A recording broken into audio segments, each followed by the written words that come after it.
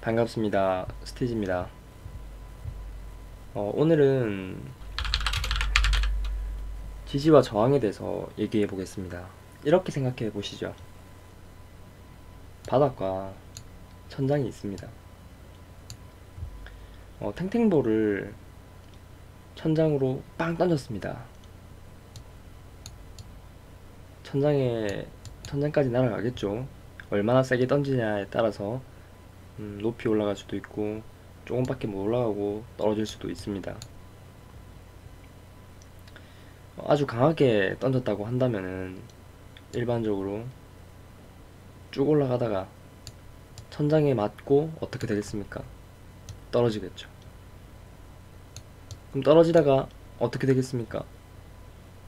이 친구는 떨어지는 도중에 뭔가가 또 쳐주지 않는다면, 다른 힘이 작용하지 않는다면 이쪽에 그대로 고꾸라지게 될 겁니다.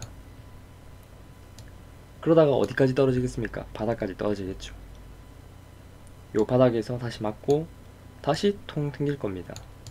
이 힘이 얼마나 작용했느냐에 따라서 다시 또 천장까지도 갈 수 있고 천장까지는 못 가고 뚝 떨어질 수도 있습니다. 이게 바로 파동이라는 거죠. 즉, 이것을 우리는 파동이라고 부르고 이 길이를 파장이라고 부릅니다. 여기에서 지지와 저항은 이 바닥을 지지, 이 천장을 저항이라고 합니다. 굉장히 쉽죠. 지지해 주니까 지지, 저항을 받으니까 저항인 겁니다. 그러나 이런 식으로 선 하나 뚝 그어 놓고 여기가 지지다, 여기가 저항이다, 이렇게 돌아가진 않습니다. 선이라기보다는 면이다.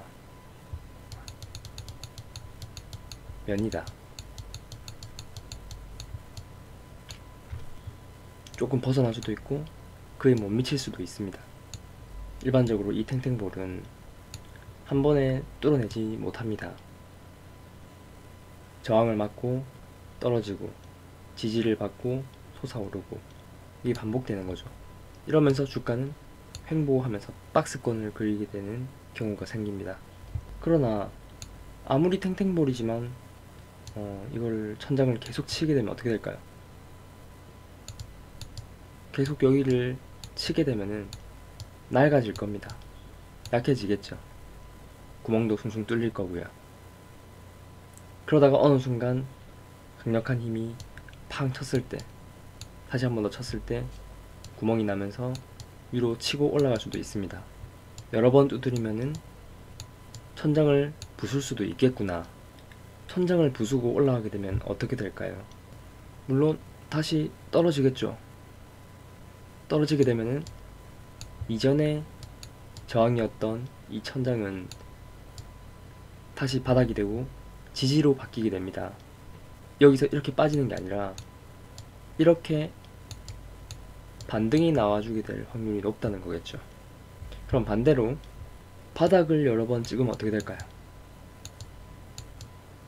위에서 떨어지는 힘이 너무 센 겁니다.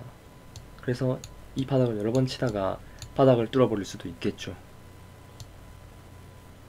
이렇게 밑으로 빠져버리면 어떻게 되겠습니까? 다음 바닥이 어딘지를 봐야겠죠. 그 다음 바닥이 나오기 전까지는 계속 떨어질 수도 있는 겁니다.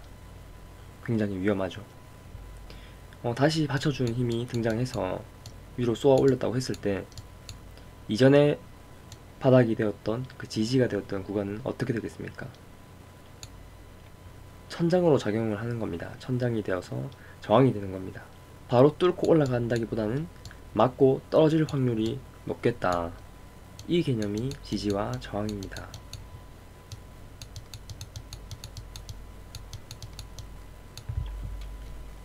주가는 천장을 이렇게 부수고 올라가서 레벨업을 할 수도 있고요. 바닥을 깨고 내려가서 레벨 다운이 될 수도 있습니다. 실전 사례를 살펴보겠습니다. 신풍제약. 주가는 계속 부딪혔습니다. 저항이죠. 천장입니다. 이 천장만 닿았다면 부딪혀서 내려왔죠. 몇 번 시도를 했습니다. 그러다 점점 저점을 높이면서 수렴을 하고 있는 상태죠. 그러다 결국 주가는 뚫고 올라갔습니다. 강력한 힘이 등장하면서 천장을 깨버린 것이죠. 이 여러 번 천장을 부딪히는 행위들로 인해서 천장엔 구멍이 났습니다. 그리고 낡아진 그 틈을 타서 강력한 힘이 뚫어버린 거죠. 뚫어버리고 난 이후 주가는 레벨업이 된 걸 볼 수가 있습니다. 이 레벨에서 한 단계 더 레벨업이 된 거죠. 여기서 이 바닥을 깨지 않는다면 다시 한 번 더 주가는 올라갈 수 있는 힘이 있다는 겁니다. 그리고 다시 천장을 뚫어내면서 레벨업을 하는 모습입니다. 그럼 반대의 경우도 한번 보겠습니다. KH바텍 천장을 뚫어내고 레벨업을 시켰죠. 좋은 움직임을 보여주다가 천장에 가로막혀서 극심한 저항에 뚫지 못하고 하락을 했습니다. 이전에 뚫지 못했던 그 천장까지 내려와서 바닥을 찍고 지지를 받은 거죠. 이전의 저항은 뚫고 나면 지지가 되는 겁니다. 그럼 뭐겠습니까? 지지 역시도 뚫리고 나면은 저항이 될 수 있다는 거죠.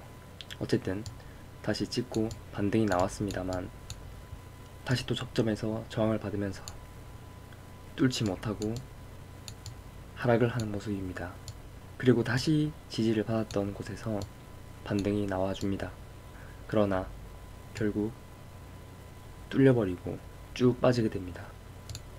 그리고 지지와 저항을 보시려면 큰 그림으로 보시는 게 좋습니다. 넓게요. 무슨 말인가 하면은 좁게 보지 마시고 길게 보는 겁니다. 길게 봤을 때 의미 있는 다음 저항은 여기입니다. 이제 천장을 뚫고 나니 바닥이 되었죠. 그 다음 천장은 여기입니다. 여기로 유추할 수가 있겠죠. 이런 식으로 천장에 도전하고 바닥을 또 확인하고 천장을 도전하고 할 수도 있고, 계단을 쌓으면서 한 단계씩 점진적으로 천장을 확인하러 갈 수도 있는 겁니다.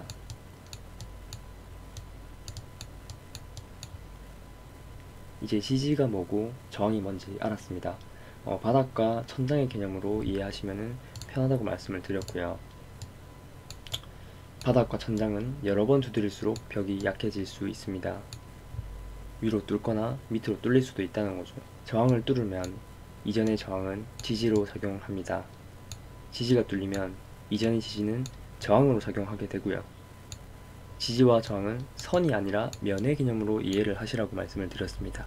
쭉 꺼놓고 여긴 절대 못 뚫는다, 여기는 무조건 지지받는다, 이런 개념이 아닙니다. 자, 두 번째, 추세에 대해서 한번 얘기해 보겠습니다. 추세에는 상승 추세와 하락 추세, 그리고 횡보가 있습니다.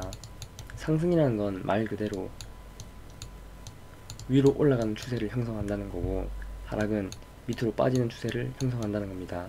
횡보는 옆으로 긴다는 거죠. 기면서 박스권을 형성하는 겁니다. 추세에 대해서 이해하기 위해서는 파동의 개념을 다시 한 번 더 볼 필요가 있습니다. 파동은 뭐라 했습니까? 이런 모습이 파동이죠. 고점 두 개와 저점 두 개가 나오면은 파동을 알 수가 있는 것이죠. 우리는 여기서 고점과 고점, 저점과 저점을 연결해 봅니다.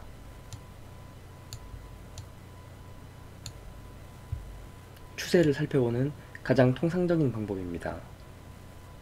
여기서 이전 고점보다 그 다음 고점이 높아지고 이전 저점보다 다음 저점이 높아진다면 우리는 상승 추세로 가고 있다라고 얘기를 한다는 거죠. 이 추세라는 것은 한번 형성되고 나면은 그 힘이 그대로 작용하려고 하는 성질을 가지고 있습니다. 계속 상승하는 주식 없고 계속 하락만 하는 주식은 없습니다. 파동을 그리면서 움직인다는 겁니다.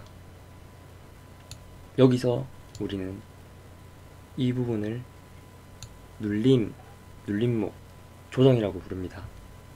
실전 사례를 살펴보겠습니다.